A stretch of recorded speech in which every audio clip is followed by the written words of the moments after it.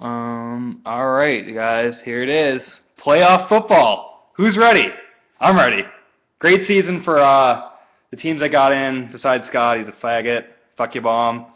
Um, Gonna respond to a few things that Baum said in his other video that kind of irked me a little bit. And just recap the season a little bit. Talk about the playoff matchups, this past week's matchups, and just, have fun with it. Haven't done a press conference since week 8 because I was on a 6-game winning streak and don't need to constantly remind the league about how well I'm doing or how I'm best manager of the year like some people do, Scott Baum. I don't need to give myself those accolades. I don't need to make those things up. I don't need to constantly call myself the best manager ever because, you know what, fantasy football is for fun. That's the main point of it. It's for fun. We're not NFL owners here. None of us are NFL owners. Some of us wish we were. Some of us, maybe. But you know what, this is for fun, and our lives should not, Scott Baum, revolve around fantasy football. And you know what, if I don't win and I get knocked out of the playoffs, I had a good run, and I thought it would have been fun. I won't get depressed. I won't get mad. I might be mad for maybe like a few minutes, but I'm not going to let it ruin my life. No, won't let that happen. So, anyways, kind of upset that Baum purposely lashed out and put Petrie as a nominee for Manager of the Year just to get under my skin.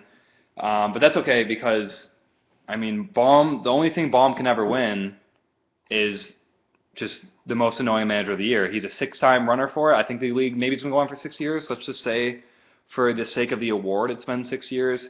Baum, just 6-time most obnoxious and whiniest Manager of the Year. Just give him a round of applause. If I had a plaque, you'd have it, Baum. You'd have it. That is the accolade you actually do deserve. As for my 11-2 season, yeah, you and Jeff both went 12-1. Like, that's fine. Like, nobody remembers that. I mean, obviously, you guys are going to remember it because you're the teams that went 12-1. But for once, I'm actually going to agree with Jeff on the fact that champions are actually remembered more than people who went 12-1 and didn't win the championship. That just doesn't make any sense. I don't care if you went 12-1 while I wasn't in the league because, to me, everybody has a fresh start because this is my first year in. So you know what? There's a few people who had a good year, and then there's you, Baum. Like, yeah, you made the playoffs, but to me, you're 6-7. That's under 500. That's under 500. You're 6-7. I don't know what else to say about it. But like I said before, like fantasy football is meant for fun. That's the main premise here. It's fun, fun, fun, fun, fun, fun. So, with that being said, I just like to send out my apologies to owner of Banana Hammocks, Mark Vesenchenko. I chirped you a little bit earlier in the season, week 6 or 7, something like that. And you know what? I have a great relationship with him. I'd like to put it on the level of, maybe Jerry Jones and Robert Kraft pre-Deflategate. Great relationship with the guy. He's in the playoffs, 2nd seed, got a bye with me. Easily could have been the 1st seed. Just made some great moves. Overcame a lot of injuries. Lacey, dead. Disappeared. Romo, dead. Witten, dead, as he was saying. Just all dead. His team just died. And Mark God coming back, just reincarnates his team. And this great trade to acquire Allen Robinson. Just awesome. Just really turned it around and just got a nice second place finish. Good for him. Give him a nice round of applause. Brian Schmelzer, if you know what I'm talking about, Scott and Mark. Stop clapping. Anyways, so we'll go to this week. So, I mean, I clinched first place, I think, like a week or two ago. So my matchup didn't really matter. But I thought it was funny that I won by 1.2. That's all I'll really say about mine.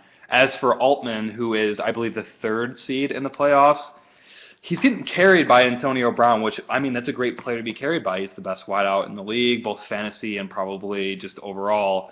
So we'll see if that holds up for him. If Antonio has an off week, Mike, you're fucked.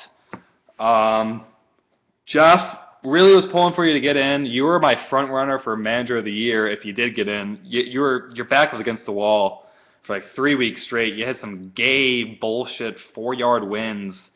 Luckily not against me, and really looked like you were going to pull it out there, but kind of fell short at the end. But I respect the turnaround. I really do. Jamie, glad to have you in the playoffs. You belong there. You had a really great start. Got kind of fucked later in the season. Ben Roethlisberger just, I don't know, he's like limping out there half the time, but he's looking good. He's just chucking up that ball. So it's interesting to see how you do in the playoffs. Baum, we've already talked enough about you. I don't care if you start 0-4. Nobody gives a shit. Zach, I don't really know what to say about Zach. Beat him twice, whatever. Mark, again, great job, dude. Nice bye for you as well as myself. You know, I got some wideout problems I got to figure out. I know you got some running back problems you got to figure out. As two owners on a bye, we can maybe, you know, get together, figure it out, so we can both get to the championship, maybe play each other. That'd be cool. Goodman sucks. Tom really pulled for him before at the beginning of this week. I was talking to him and Scott on Xbox, and you know, Scott has no respect for his team at all. And I mean, do I think Tom deserved to be in the position to get in the playoff? Probably not for like most of the season because of his points against, but you know, he did make a few good moves to turn his team around and put himself in that position. So I'm kind of upset that he didn't get in the sense that he put up 102 points, and you just hate to see that when you lose to someone who scores 153. Speaking of which, so Petrie, I haven't really said much about your team, I don't think, all season other than week 1, but Scott asked me like a week or two ago if I was afraid of anybody's team going into the playoffs, clearly hinting at his own. Scott, I'm not afraid of your team at all. I would rather have you lose because, well, me and 8 other owners would rather have you lose so we can stop listening to all your bullshit. But I would rather play you than Petrie. Petrie's team is a dark horse. He can come out of nowhere. Who knows when Gronkowski's coming back, but he could sneak out of nowhere and come in and go for 30. You never know. He's got a solid team. A lot of questionable picks during the draft that are working out for him. Brandon Marshall especially. They didn't think it was a great pick at first, but it's just really working out for him. I mean, I guess before I go into like the playoff matchups more in depth, I guess I'll talk about my favorite moments that is from the season. Number 1 definitely being beating Scott twice by a combined difference that is of over 90 points. I know that's everybody's dream in the league to do that. The fact I did it my first year, just off to a great start. Baum against me is just 0-2, and I know it only takes one season to turn that around, but I hope I might have a Patriots versus Bills or Tom Brady versus Bills record of him of like 25-3. That would make me so happy. But number 2 definitely being the Odell Beckham trade that got so much heat. He comes out, puts up 30 points that week. Edelman shortly after gets hurt. You know, that's kind of lucky for me. Same with like Ingram not playing too well. Still kind of lucky for me, but I still stand behind trading for Odell. Great player. He's killing it for me. Eli Manning is just tossing the rock to him every single play like he should be. Number 3 has to just be like the constant banter between me and Baum about Gurley and Peterson. For some reason, actually for not some reason, we all know Scott, no matter what player is on his team, is going to think he's elite. Tiki Barber, who's like 75 years old, could come back from retirement, rush for 3 yards, and Baum saying he's elite. Dwayne Bowe, last round pick, horrible. I think he's played like 10 snaps. Elite if he's playing for Baum's team. Elite. So Gurley is pretty good. Shitting the bed lately, you know. He's doing well for fantasy, but Adrian All-Day Peterson, as I like to call him, is just way better. Also, to go along with that, I would like to make a comment on the fact that, Scott Baum, we all know you buy the new iPhone the day it comes out. We all know you know about Apple, so clearly you know what autocorrect is. He is trying to be a smartass and be like, oh, Jim called Gurley a workhouse and upgraded him. No. I was referring to Adrian Peterson as being the real workhorse, and it accidentally autocorrected to workhouse. So there goes Scott trying to make himself feel better every single week with some stupid-ass stat. We're all sick of hearing of it. So, and then lastly, I guess I had like a fourth favorite part. It's just like the great season I've had. You know, starting out as a rookie, coming in here, getting Jeff constantly calling me a rook, misses the playoffs, and here I am sitting 11-2. Maybe going to break Baum's record. That would be really happy. So, but we'll see what he always finds something stupid to talk about. All right, let's look ahead here to the playoffs. Again, me and Mark with a bye. Baum against Petrie. I think I already gave enough information about that one. How I would rather play Baum, but 9 owners would like to see Baum lose.